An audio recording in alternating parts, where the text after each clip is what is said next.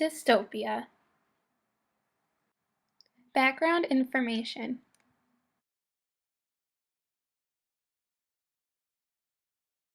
The definition of dystopia is an imaginary place where people are unhappy and usually afraid because they are treated unfairly. Dystopias can come in many different forms, like novels, short stories, film, and even theater performances. Why does dystopian literature and fiction exist? I think that dystopia exists because writers and filmmakers want to warn their readers and viewers of the future and things that could happen, and along with that can help these people try to stop it from ever happening in the future, and they just serve as a warning. What function does dystopian literature and film serve in our society? I think that in our society, dystopia functions as a way for people to think that our society really isn't that bad of a place and that all these situations can't really occur, so it makes our world look amazing and wonderful and minimizes our world's problems.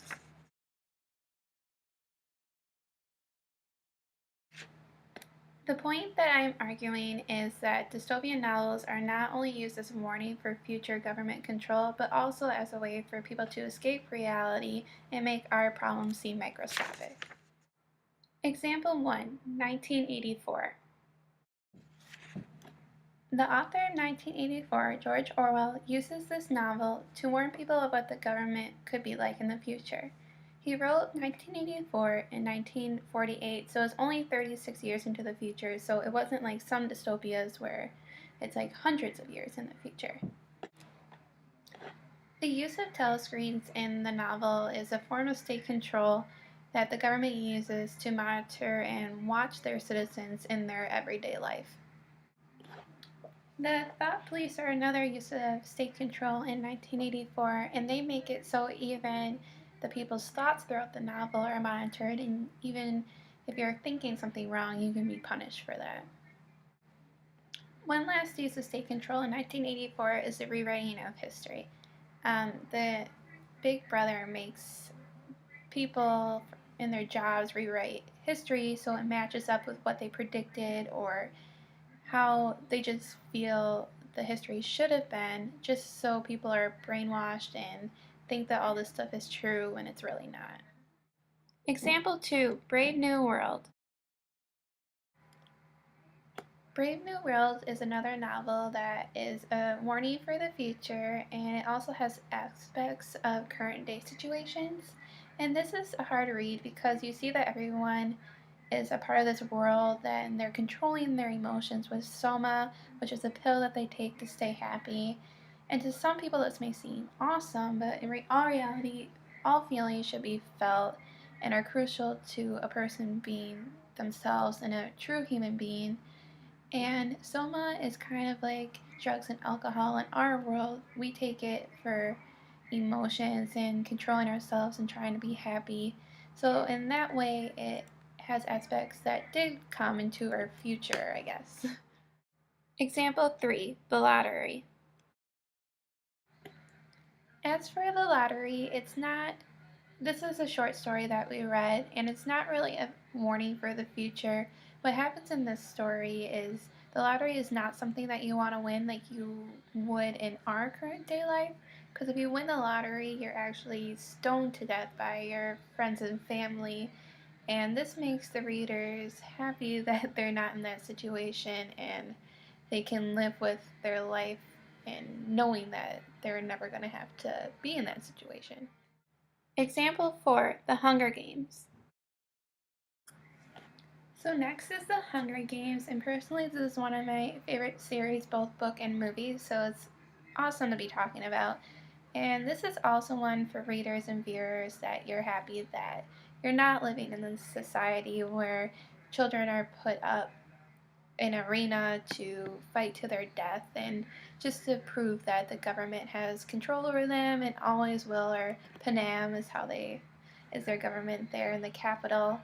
And nobody should want to live in a world like this where these children have to fight to their death and kill each other just to be the lone survivor and then be showered in riches and gifts. And it's just a good way for people to feel like their life isn't as bad, even if they are going through some tough situations. So it's a way for them to escape reality and realize that things could be worse.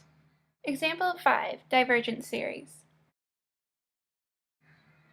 So next is the Divergent series, which I am also a fan of, and this also helps realize that their world could be worse because they have to choose a certain faction to be a part of and only have one quality really that you're good at.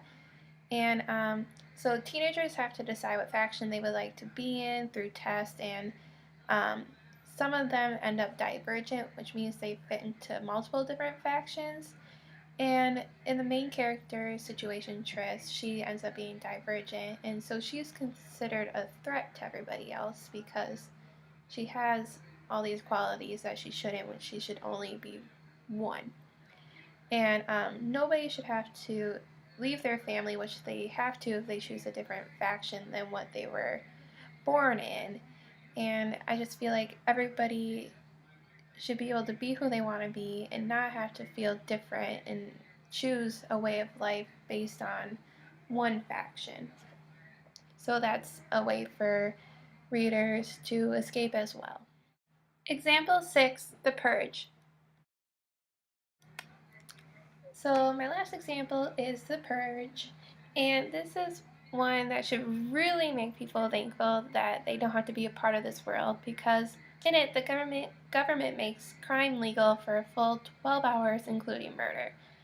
And because of this, everybody is on their feet trying to get revenge or hiding for the sake of their lives. Being terrified for 12 hours is something I know I would not want to do, and knowing that all these people are out there with weapons and getting away with anything that they want. Um, People are so thankful that this doesn't occur in our lives, at least I know I am, and it makes us thankful for our flaws in our government. And it makes it feel like crime in our world isn't that bad, because at least we have laws that will put the bad people away, and at any point in time somebody will get punished. But yet crime is still not a good thing. So my conclusion.